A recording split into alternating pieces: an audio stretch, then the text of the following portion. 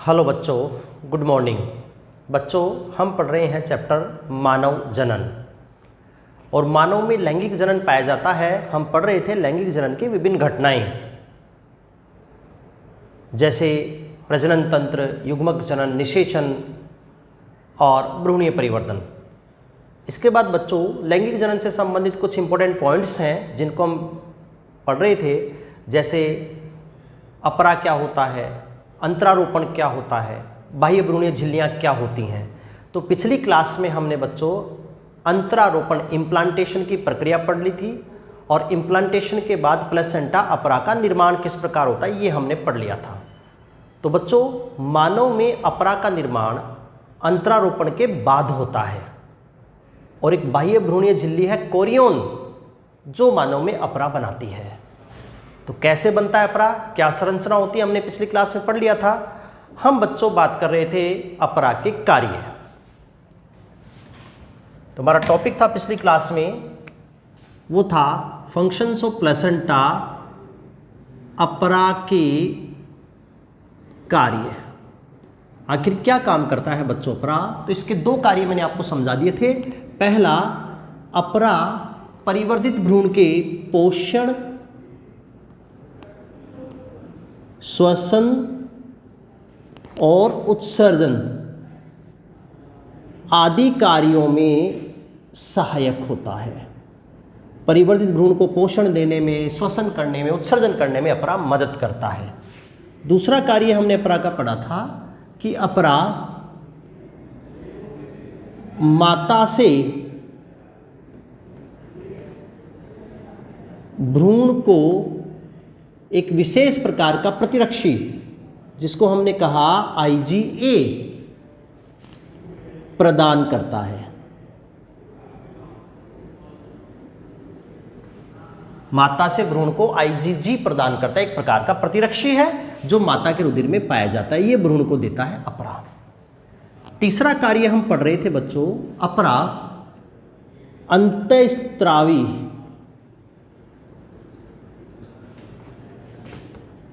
ग्रंथि का कार्य कर, अंतःस्त्रावी ग्रंथि का कार्य कर कुछ हार्मोन्स का स्त्रवण करता है।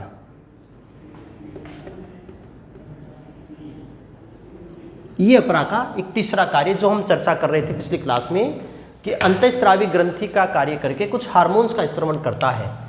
जैसे एक हार्मोन मैंने आपको बताया होगा HCG, ह्यूमन कोरियोनिक गोनेडोट्रोपिन। दूसरा hormone HPL, human placental lactogen. तीसरा हार्मोन एस्ट्रोजन। इस एस्ट्रोजन की स्पेलिंग आप सही कर लेंगे, आपके नोट्स में जो है एस्ट्रोजन की स्पेलिंग को A से लिखा हुआ है, A एस्ट्रोजन, तो ये गलत है, ईस्ट्रोजन इस प्रकार से होता है। चौथा हार्मोन एक प्रोजेस्टेरोन है और एक और हार्मोन मैंने शायद नहीं लिखवाया होगा, पर वो है रिलैक्सिन। रिलैक्सिन का प्रमुख स्रोत तो अंडाशय है, लेकिन बच्चों रिलैक्सिन की कुछ मात्रा प्लेसेंटा से भी बनती है। तो ये हार्मोन्स स्त्रवित करता है अपरा। इनके 1 बाय 1 कार्य पढ़ते हैं हम। सबसे पहले बात करते हैं बच्चों HCG की। पहला हार्मोन HCG, फुल फॉर्म है इसकी human chorionic gonadotropin. Human chorionic gonadotropin, HCG, अपरा से निकलने वाला हार्मोन HCG। इसका मुख्य काम क्या है बच्चों? इसका जो मुख्य काम है वो गर्भावस्था के बाद कार्पस ल्यूटियम के रखरखाव और उसके स्त्रवण को प्रेरित करता है। ये इसका मुख्य कार्य है। HCG का मुख्य कार्य है कार्पस ल्यूटियम। हमने पढ़ा था अंडाशय की संरचना और अंडजनन में कि जब अंडाणु बनता है ग्रेफियन पुटिका के रूप में तो अंडोत्सर्ग होता है। अंडोत्सर्ग के कारण कार्पस ल्यूटियम ग्रेफियन पुटिका फट जाती है और फटी हुई ग्रेफियन पट्टिका से अंतःस्रावी संरचना बनती है कार्पस ल्यूटियम, जो बनाती है प्रोजेस्टेरोन हार्मोन। तो कार्पस ल्यूटियम के रख रखाव एवं उसके स्त्रवण का नियमन करता है, प्रेरण करता है, ये भी कह सकते हैं। कार्पस ल्यूटियम अंडाशय में बनती है अंडोत्सर्ग के बाद, और इसका मुख्य कार्य प्रोजेस्टेरोन का स्त्रवण करना होता है। तो प्रोजेस्टेरोन का स्त्रवण होता रहे गर्भावस्था के दौरान, इस कार्य में मदद करता है HCG, क्योंकि प्रोजेस्टेरोन गर्भावस्था को बनाए रखने के लिए महत्वपूर्ण हार्मोन है। तो ये HCG का काम है, कार्पस ल्यूटियम के रखरखाव और स्त्रवण का नियमन करना। हालांकि गोनेडोट्रोपिन्स है तो जनदों के कार्यों का भी प्रेरण करता है। ये बनने वाले भ्रूण में जनदों के कार्यों का भी प्रेरण करता है, इसलिए तो कहा गोनेडोट्रोपिन्स, पर इसका मुख्य कार्य ये है। यहाँ की स्पेशल पॉइंट है बच्चों, वो ये है कि गर्भावस्था के प्रारंभ में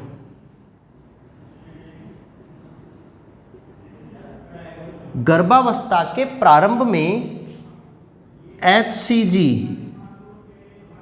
की भारी मात्रा, मतलब ज्यादा मात्रा, गर्भावस्था के प्रारंभ में HCG की भारी मात्रा मूत्र के साथ उत्सर्जित की जाती है। मूत्र के साथ उत्सर्जित कर दी जाती है। जब गर्भावस्था के प्रारंभिक महीने होते हैं तो उस समय HCG भारी मात्रा में मूत्र के द्वारा उत्सर्जित कर दिया जाता है। इसका मतलब ये हुआ कि मूत्र में HCG की उपस्थिति की जांच कर गर्भावस्था की जांच की जाती है। ये इंपॉर्टेंट पॉइंट है बच्चों। प्रेगनेंसी टेस्ट, जो गर्भावस्था की जांच होती है, जो प्रेगनेंसी टेस्ट होता है, वो है बच्चों HCG की, मूत्र में HCG की उपस्थिति। HCG हार्मोन अगर किसी महिला के मूत्र में उपस्थित है तो वो महिला गर्भवती होती है। क्यों? क्योंकि गर्भावस्था के दौरान ही प्लेसेंटा बनेगा और गर्भावस्था के दौरान ही अपरासी हार्मोन ये बनेंगे। तो अगर किसी महिला के मूत्र में HCG हार्मोन उपस्थित है, इसका मतलब वो गर्भवती महिला है। तो गर्भावस्था की जांच में उपयोग किया जाता है HCG का। तो ये बच्चों HCG हार्मोन और इसका इंपॉर्टेंट फंक्शन है। इसके बाद जो दूसरा हार्मोन हमें पढ़ना है वो है HPL।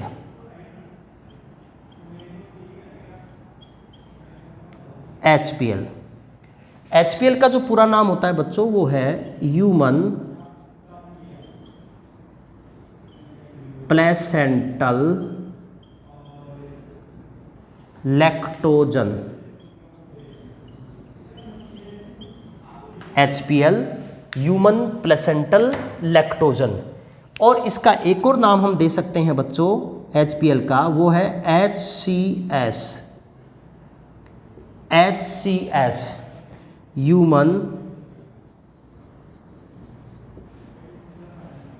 Human chorionic somatomammotropic. Human chorionic somatomammotropic. ये दोनों हार्मोन, जो दोनों नाम लिखे हैं वो एक ही हार्मोन के हैं। HPL का ही दूसरा नाम HCS है, ह्यूमन कोरियोनिक सोमेटोमेमोट्रोपिक। और इसका काम क्या होता है बच्चों? ये हार्मोन गर्भावस्था के दौरान स्तन ग्रंथियों की वृद्धि तथा उनमें दुग्ध के निर्माण का प्रेरण करता है। ये हार्मोन जो है वो गर्भावस्था के दौरान स्तन ग्रंथियों की वृद्धि, विकास और उनमें दूध के निर्माण को प्रेरित करने वाला हार्मोन है HPL या HCS। तो ये दो हार्मोन इंपॉर्टेंट है प्लेसेंटा के, जो केवल गर्भवती महिला में स्रावित होते हैं। शेष दो हार्मोन एस्ट्रोजन प्रोजेस्टेरोन भी हैं प्लेसेंटा के, बट बच्चों ये प्लेसेंटा के साथ साथ ओवरी से भी तो बनते हैं। एस्ट्रोजन स्त्रियों का मुख्य लिंगी हार्मोन है, जो स्त्रियों में द्वितीयक लैंगिक लक्षणों का विकास करता है। और प्रोजेस्टेरोन हार्मोन ये गर्भाशय को गर्भधारण के लिए तैयार करता है, और अगर निषेचन हो जाता है तो गर्भावस्था को बनाए रखता है। तो ये जो दोनों हार्मोन हैं ये अपरा से बनते हैं और साथ में ओवरी अंडाशय से भी बनते हैं। इनका जो मुख्य स्रोत है वो तो अंडाशय ही है बच्चों। तो ये दोनों हार्मोन तो प्रत्येक मेंस्ट्रुअल साइकिल के दौरान महिलाओं में बनते रहते हैं, जबकि ये दो हार्मोन केवल और केवल गर्भवती महिला में ही बनते हैं। तो ये था बच्चों अंतःस्रावी ग्रंथि के रूप में अपरा का कार्य, और अपरा ये हार्मोन्स बनाकर विभिन्न उपापचयी क्रियाओं और अन्य क्रियाओं का नियमन करता है। इसके साथ ही बच्चों अपना टॉपिक कंप्लीट हो जाता है अपरा प्लेसेंटा। ठीक है बच्चों।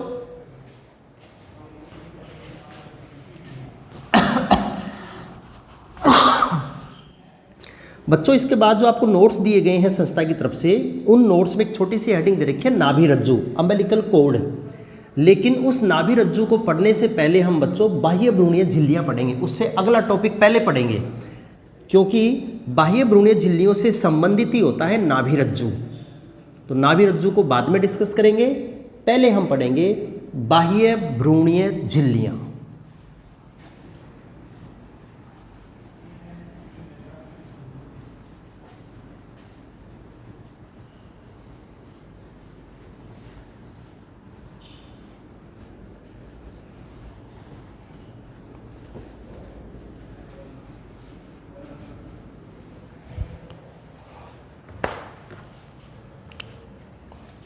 तो नेक्स्ट टॉपिक है बच्चों हमारा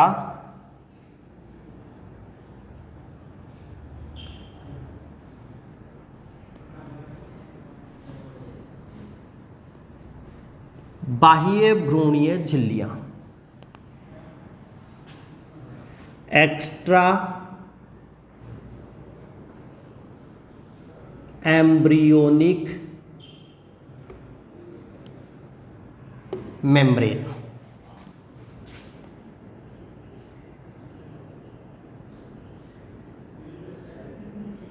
एक्स्ट्रा एम्ब्रियोनिक मेम्ब्रेन, बाह्य भ्रूणीय झिल्लियां, शॉर्ट में हम इनको कह सकते हैं EEM।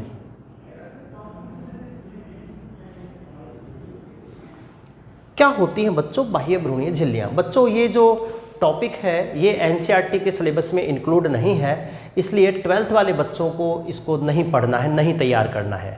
लेकिन जो बच्चों नीट की तैयारी कर रहे हैं उन बच्चों के लिए इम्पोर्टेंट हेडिंग है। यहाँ से कई बार नीट एग्जाम में क्वेश्चंस पूछा गया है। क्या क्या क्वेश्चंस यहाँ से बनते हैं नीट पर, तो हम टॉपिक जब पढ़ेंगे तब मैं आपको समझा दूंगा। बाकी नीट के हिसाब से आपको ये टॉपिक तैयार करना है। बाह्य भ्रूणीय झिल्लियाँ क्या होती हैं बच्चों? देखो, स्तनधारी जंतुओं में जब भ्रूण का डेवलपमेंट होता है तो बच्चों परिवर्धित भ्रूण के चारों तरफ कुछ अतिरिक्त झिल्लियां आवरण पाए जाते हैं, जिनका संबंध भ्रूण के पोषण से है, भ्रूण के श्वसन से है, भ्रूण के उत्सर्जन से है, सुरक्षा से है, ऐसे बहुत सारे कार्यों से है। तो बनने वाले भ्रूण को सुरक्षा के लिए, पोषण के लिए, श्वसन के लिए, उत्सर्जन के लिए उसके चारों तरफ कुछ नई झिल्लियां, नए आवरण बन जाते हैं। उन झिल्लियों को हम नाम देते हैं बाह्य भ्रूणीय झिल्लियां, एक्स्ट्रा एम्ब्रियोनिक मेम्ब्रेन, क्योंकि भ्रूण के बाहर की तरफ है। अब बच्चों ये मेम्ब्रेन कौन कौन सी हैं, कैसे बनती हैं, तो आगे पढ़ेंगे। उससे पहले इन झिल्लियों की उपस्थिति या अनुपस्थिति के आधार पर हम जंतुओं को दो समूहों में बांटते हैं। तो पहले हम इसका वर्गीकरण पढ़ते हैं बच्चों। वर्गीकरण क्या है? बाह्य भ्रूणीय झिल्लियां, एक्स्ट्रा एम्ब्रियोनिक मेम्ब्रेन की उपस्थिति या अनुपस्थिति के आधार पर प्राणियों को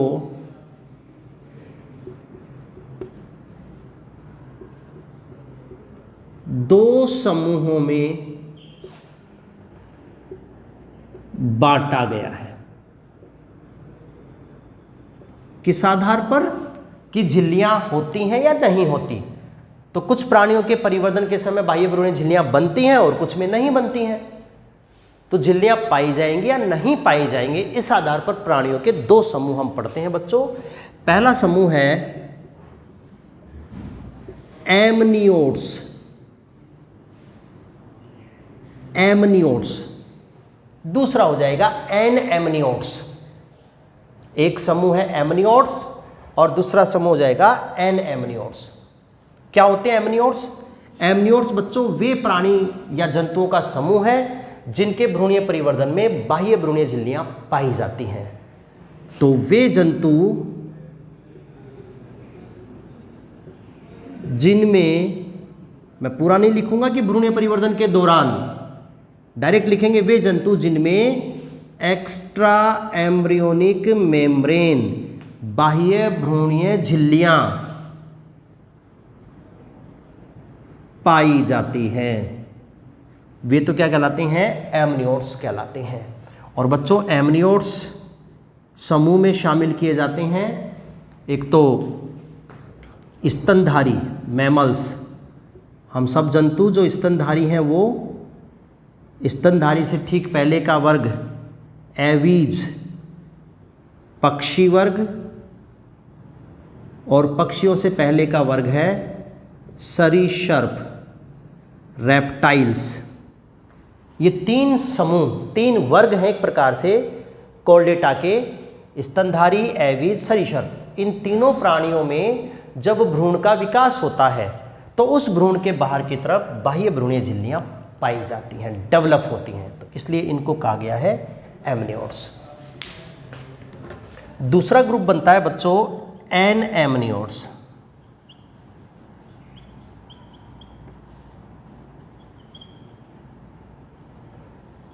एनएमनियोट्स।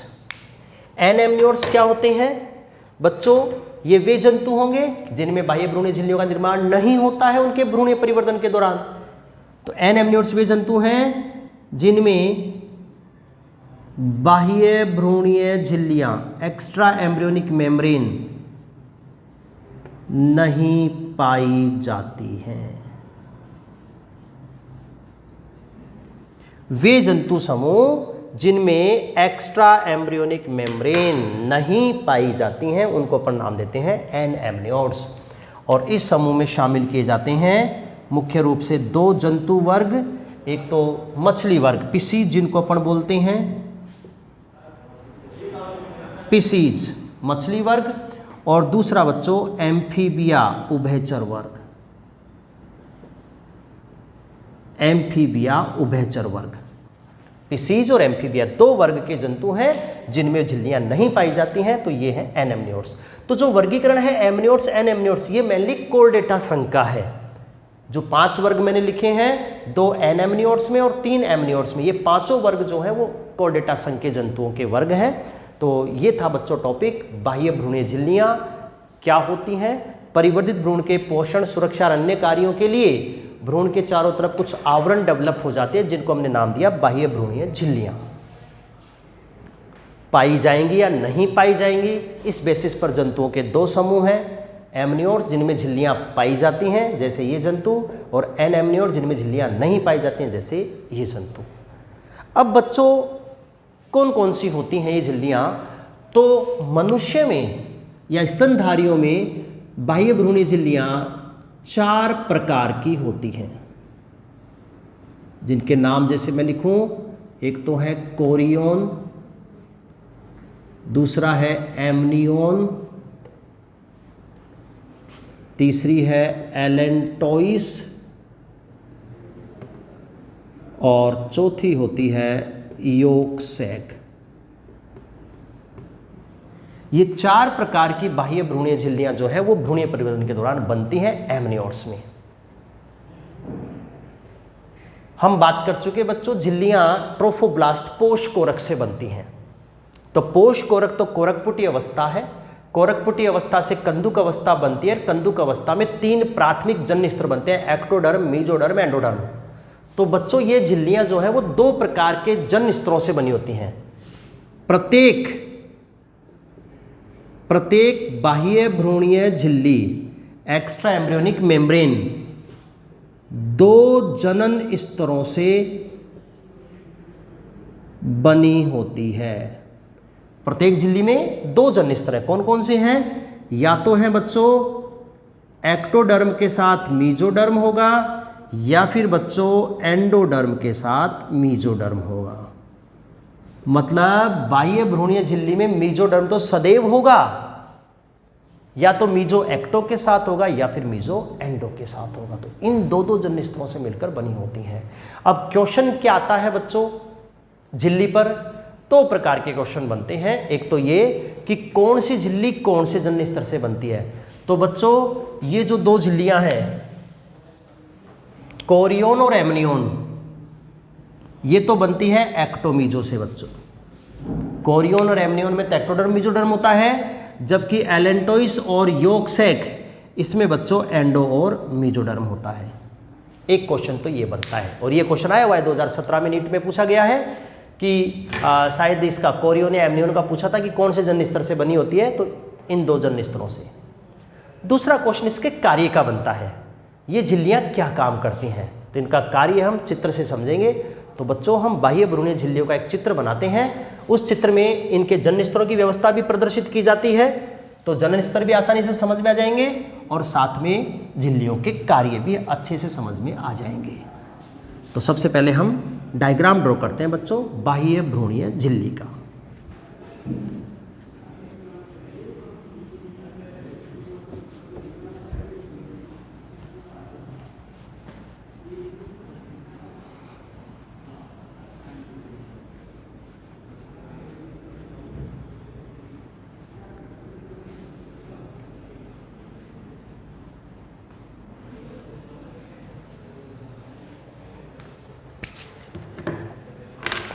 देखो बच्चों बाह्य भ्रूणीय झिल्लियां का डायग्राम कैसे ड्रॉ करते हैं।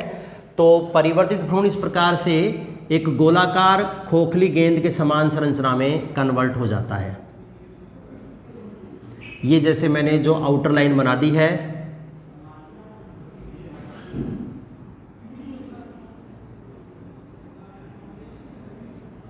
इसको हम मान लेते हैं बच्चों परिवर्तित भ्रूण की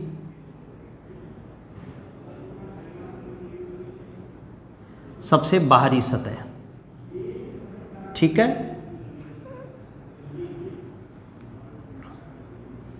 कोरकपुटी अवस्था के डायग्राम से कोरिलेट करना है बच्चों आपको। कोरकपुटी से कोरिलेट करके पढ़ोगे तो बहुत आसानी से समझ में आ जाएगा। मैंने बताया था कोरकपुटी अवस्था में सबसे बाहरी परत का नाम क्या था? पोष कोरक, ट्रोफोब्लास्ट।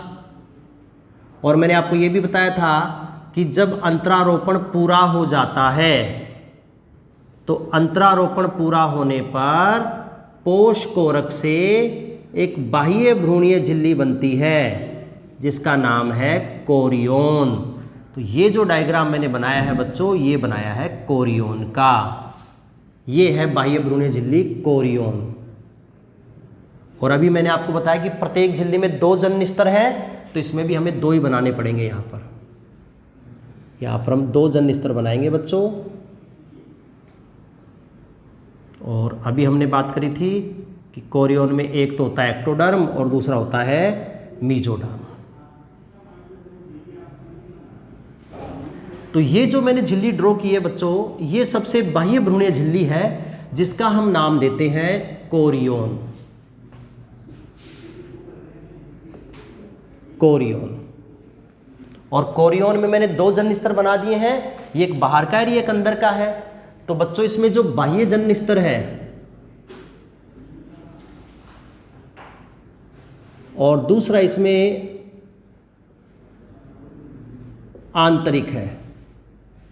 तो बाह्य जन्य स्तर तो कैसा होता है बच्चों? इसमें एक्टोडर्म। और आंतरिक कौन सा होता है? मीजोडर्म। तो कोरियोन झिल्ली का बाह्य जन्य स्तर एक्टोडर्म है और आंतरिक जन्य स्तर कौन सा होता है बच्चों? मीजोडर्म होता है। तो ये मैंने एक बाह्य भ्रूणीय झिल्ली ड्रॉ कर दी है। एक बात और बता दूं आपको मैंने कि जो कोरियोन है वो अंतरारोपण के बाद प्लेसेंटा बनाती है। अपरा में मैंने समझाया था। तो बच्चों इस कोरियोन से यहाँ पर अंगुलीनुमा प्रवर्ध निकलते हैं ऐसे।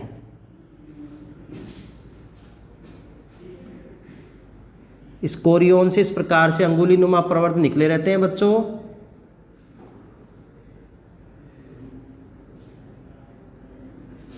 और इन अंगुली नुमा प्रवर्तों को हमने क्या नाम दिया था? कोरियोनिक विलाई, जरायु अंकुरक।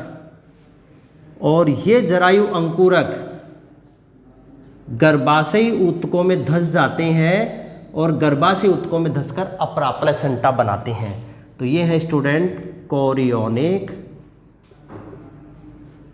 विलाई, हिंदी में कहेंगे जरायु अंकुरक। तो ये बाह्य भ्रूणीय झिल्ली कोरियोन और ये कोरियोनिक विलाई जो अपरा बनाने में मदद करते हैं। ठीक है बच्चों, बाकी झिल्लियां कैसे बनाएंगे हम सबसे पहले यहां पर एम्ब्रियो बनाएंगे। ये एम्ब्रियो नहीं है बच्चों, एम्ब्रियो तो इसके अंदर है। यहां पर देखो,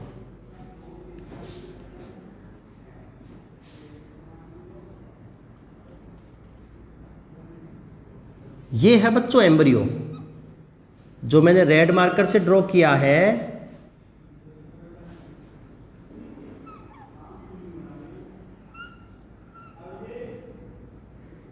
ये है एम्ब्रियो।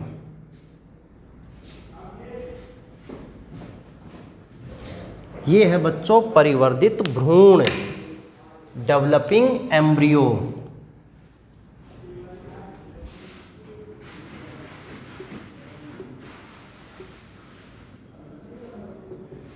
परिवर्धित भ्रूण, डेवलपिंग एम्ब्रियो। ये है एक्चुअल एम्ब्रियो जो आईसीएम अंतरकोशिकीय समूह से बना है और ये पोष कोरक से बनी कोरियन और बाकी झिल्लियां हैं। तो ये वास्तविक भ्रूण है बच्चों। इस भ्रूण के बाहर सुरक्षा के लिए झिल्लियां हैं। तो अगली झिल्ली जो मैं ड्रॉ कर रहा हूं बच्चों, वो ड्रॉ कर रहा हूं एमनियोन। यहां पर अगली झिल्ली मैं ड्रॉ कर रहा हूं।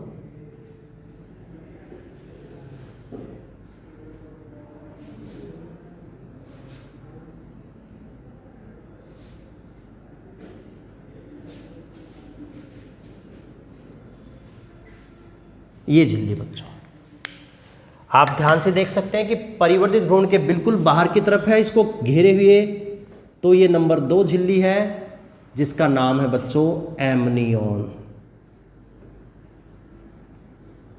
और मैंने बताया था शायद अभी आपको कि एमनियोन भी इन्हीं 2 जन्य स्तरों से मिलकर बनी होती है, एक्टो और मीजो से।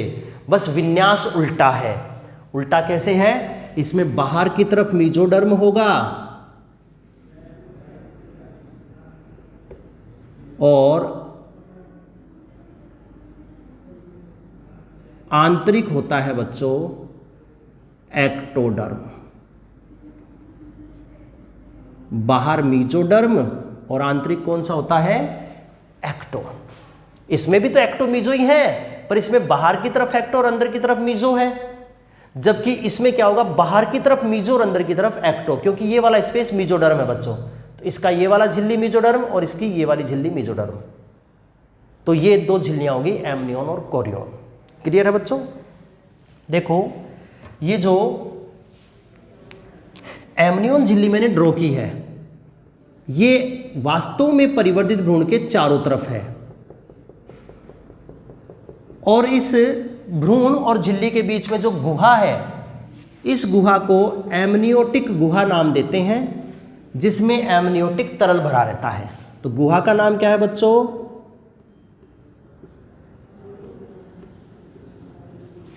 एमनियोटिक गुहा। और इसमें भरा रहने वाला तरल होता है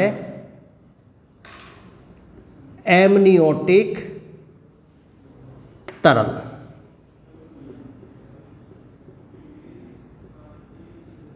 एमनियोटिक तरल युक्त होती है एमनियोटिक गुहा। तो एमनियोटिक गुहा का क्या काम है बच्चों?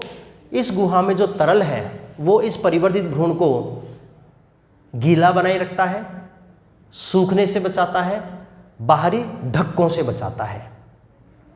तो सूखने से बचाना, धक्कों से बचाना, ये काम है इस एमनियोन झिल्ली का, क्योंकि इसके अंदर ये तरल भरा हुआ है। तो ये होगी दूसरी बाह्य भ्रूणीय झिल्ली। इसके बाद बच्चों अगली झिल्ली बनाते हैं यहाँ पर, और एक यहाँ पर बनाएंगे पीतक कोश और एक बनाएंगे एलेंटोइस। 4 झिल्लियों के नाम लिखे थे मैंने। तो 2 झिल्लियाँ हो गई एमनियोन कोरियोन। तीसरी झिल्ली बच्चों हम यहाँ पर ड्रॉ करते हैं।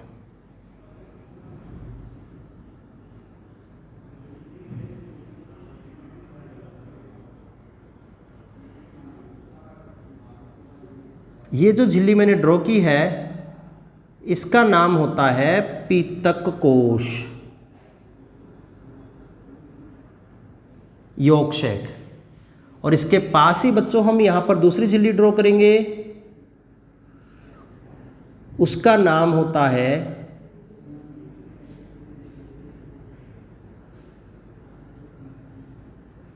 एलेंटोइस।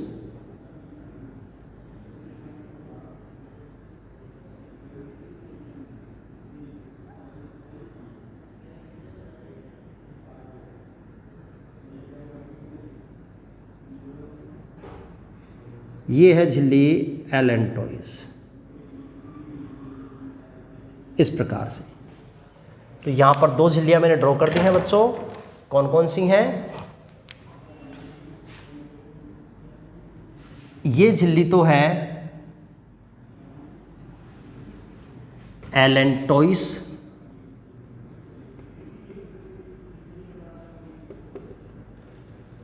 एलेंटोइस, जिसके दो जन्य स्तर कौन कौन से हैं?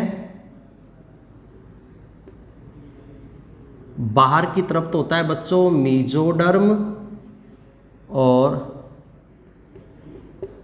आंतरिक होता है एंडोडर्म। तो एंडो और मीजो से बनी होती है एलेंटोइस। ये एलेंटोइस झिल्ली है जिसका निर्माण एंडोमीजो से होता है। और बच्चों ये यॉर्क शैक पीतक कोश झिल्ली है, इस झिल्ली का नाम है यॉर्क शैक पीतक कोश। और इसमें भी दो जन्य स्तर कौन से हैं? बाहर की तरफ तो वही मीजोडर्म होता है बच्चों, और आंतरिक जो होता है वो होता है एंडोडर्म। बाह्य मीजोडर्म और आंतरिक एंडोडर्म सेम है बच्चों, जो एलेंटोइस में है मीजो एंडो, वही बच्चों यॉर्क शैक में है मीजो एंडो। आपको कहीं भी रटने की जरूरत नहीं है बच्चों। ये जो भ्रूण और बाहर की झिल्ली है इसके बीच का यहां जो है वो सारा मीजोडर्म है बच्चों। ये सारा स्पेस क्या है? मीजोडर्म। ये मीजोडर्म है, ये मीजोडर्म है, ये मीजोडर्म है, ये मीजोडर्म है। ये सारा का सारा क्या है? मीजोडर्म है। इसीलिए तो मैंने कहा था कि प्रत्येक झिल्ली में मीजोडर्म तो अवश्य होगा। यहां पर मीजोडर्म एक्टो के अंदर है, क्योंकि ये वाला एक्टो है बच्चों, ये वाला जो जन्य स्तर है ये एक्टो है। तो यहां पर मीजोडर्म एक्टो के अंदर है, और यहां पर मीजोडर्म एक्टो के बाहर है। ये एक्टोडर्म है और ये इसके बाहर मीजोडर्म है। यहां पर मीजोडर्म एंडो के बाहर है। ये जो दोनों आंतरिक स्तर है बच्चों अंदर वाले, ये दोनों के दोनों एंडोडर्म होते हैं। तो प्रत्येक झिल्ली में दो जन्य स्तरों में या तो एक्टोमीजो या एंडोमीजो, इन दोनों में एक्टोमीजो है और इन दोनों में एंडोमीजो है। तो ये तो होगी इसकी संरचना झिल्लियों की। तो बच्चों मानव में 4 प्रकार की बाह्य भ्रूणीय झिल्लियां कौन कौन सी हुई? कोरियोन, एमनियोन, एलेंटोइस और नंबर 4 यॉर्क शैक पीतक कोश। क्लियर है? दूसरा क्वेश्चन कि इन झिल्लियों का निर्माण कौन कौन से जन्य स्तर से होता है? तो कोरियोन एमनियोन का निर्माण एक्टोमीजो से होता है, एलेंटोइस और यॉर्क शैक का निर्माण एंडोमीजो से होता है बच्चों। अंदर कौन सा बाहर कौन सा मैंने चित्र से समझा दिया आपको। तीसरा क्वेश्चन बनता है इसके फंक्शन का, क्या काम करती हैं झिल्लियां। तो 1 बाय 1 देखते हैं। सबसे पहले कोरियोन क्या काम करेगी बच्चों? कोरियोन भ्रूण के सबसे बाहर है। तो जो ये है परिवर्तित भ्रूण, इसके सबसे बाहर कोरियोन है। तो कोरियोन का मुख्य काम एक तो सुरक्षा हो जाएगा, ये विभिन्न घटनाओं से भ्रूण की सुरक्षा करती है, घर्षण से सुरक्षा करती है। दूसरा, कोरियोन की सतह से ये अंगुली नुमा प्रवर्ध कोरियोनिक विलाई निकलते हैं। इन कोरियोनिक विलाई से प्लेसेंटा बनता है। इसका मतलब मानव में कोरियोन से अपरा बनेगा।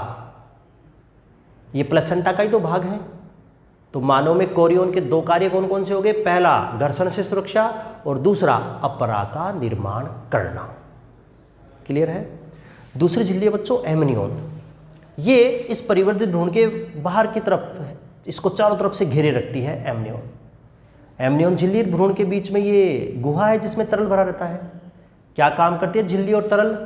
भ्रूण को सूखने से बचाता है, डेसिकेशन से बचाता है, और दूसरा बाहरी धक्कों से सुरक्षा करता है।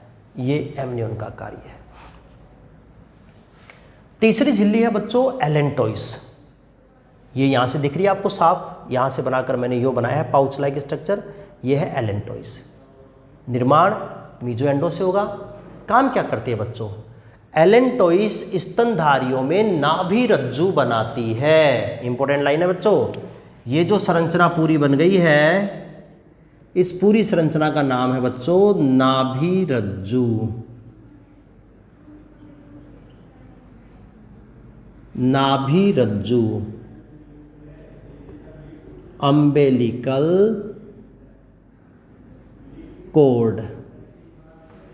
तो एलेंटोइस झिल्ली से ही बना होता है नाभि रज्जु, अम्बेलिकल कोड। तो मुख्य काम क्या हो गया बच्चों एलेंटोइस का? अम्बेलिकल कोड, नाभि रज्जु का निर्माण करना। क्या है नाभि रज्जु बच्चों? परिवर्तित भ्रूण और प्लेसेंटा को जोड़ने वाली संरचना नाभि रज्जु है। बच्चों यहां से प्लेसेंटा बनेगा अपरा, भ्रूण की सतह से ये ऊतक भाग लेंगे अपरा बनाने में, इधर माता के गर्भाशय के ऊतक होंगे। तो अपरा जो है बच्चों वो यहां से यहां तक बनेगा। ये अपरा है, प्लेसेंटा, इसमें भ्रूण के ऊतक हैं या गर्भाशय के ऊतक होंगे। अपरा का काम क्या है? ये माता के ऊतक और भ्रूण के बीच में पदार्थों को छानता है आदान प्रदान के लिए। तो अपरा तो फिल्टर एपरेटस का काम करता है, छानने का।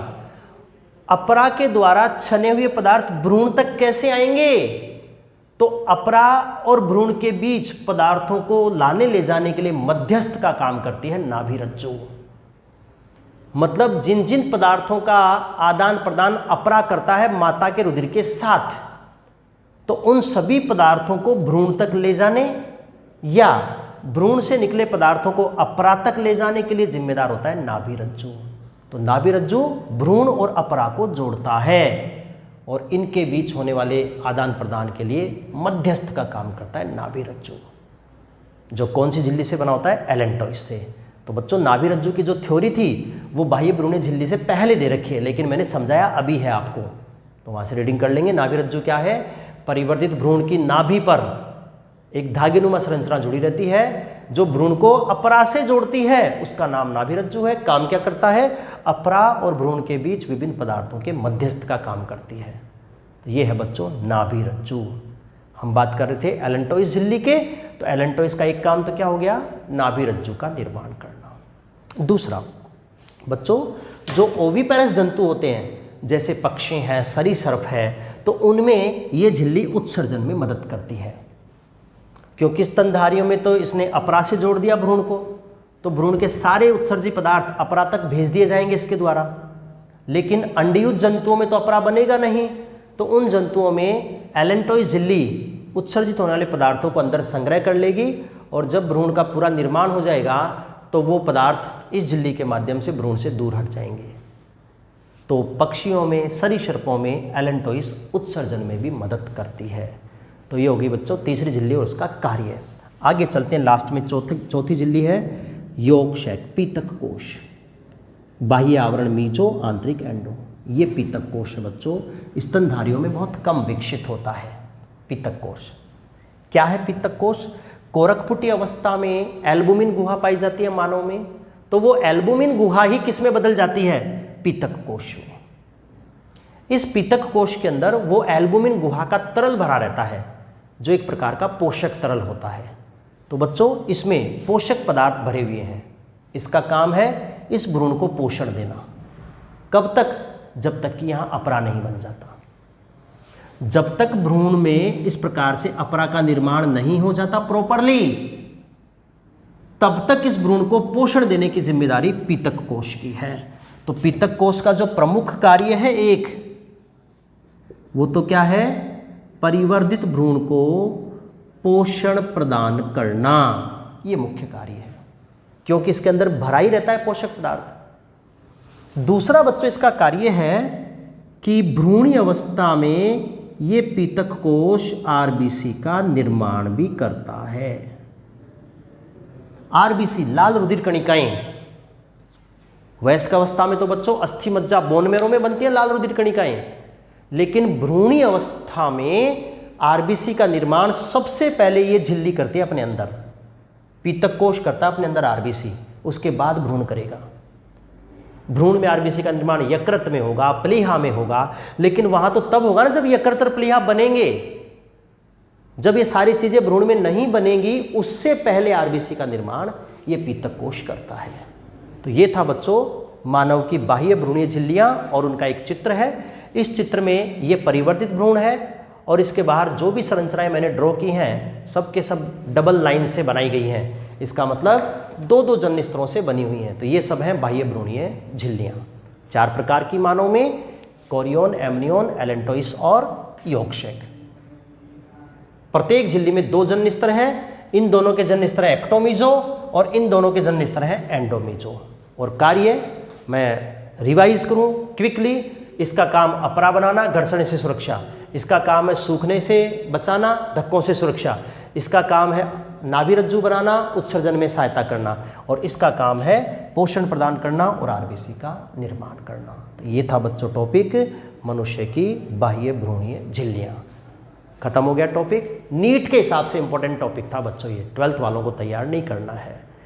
इसके बाद बच्चों अगली क्लास में हम पढ़ेंगे कि मानव का गर्भकाल कितना होता है और मानव का जो गर्भकाल है उसके कौन से महीने में भ्रूण की कौन सी संरचनाएं विकसित होती हैं। तो ये हम अगली क्लास में पढ़ेंगे। धन्यवाद बच्चों।